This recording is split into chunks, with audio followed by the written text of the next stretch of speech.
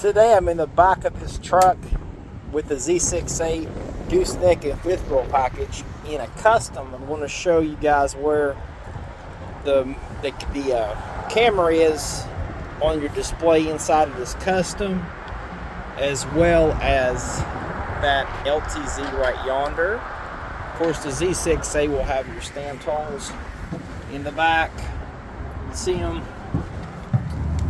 in your 4-pin connection and 7-pin connection down here, as well as your Chevy Tech spray-on liner.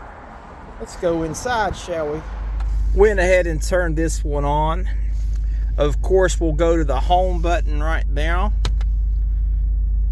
And you notice when I swipe over the camera, you don't see the bed view camera. You have your guidelines and your trailer line guidance, but the camera on the custom is up here. I'm gonna hit that button right here.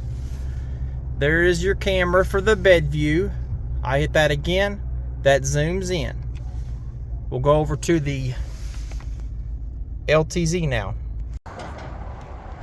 All right, I'm gonna lower this tailgate to hop in the back and try to do this multitask using the corner step rear bumper from the foot. Oh, there it is, bye-bye. Of course, another Z6A package. Now this one also has the rear vision camera for the mirror, which I'll show in the video as well. There's your bed view camera and your rear mirror camera. Let's go inside, Mel. All right, we're inside of this LTZ model. Now, if I hit cameras on this one, this model is also equipped with the surround vision. It gives you several views, but the bed view camera is actually hidden over here right now. I don't know if you can even see that. Let me get a little closer. There it is.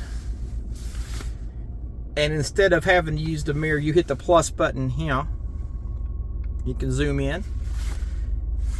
This one also has the rear vision camera. You flip it, and it's really radical how much you can change on this. Zoom the camera up and down, pan the camera up and down. Pretty cool. That's how that works.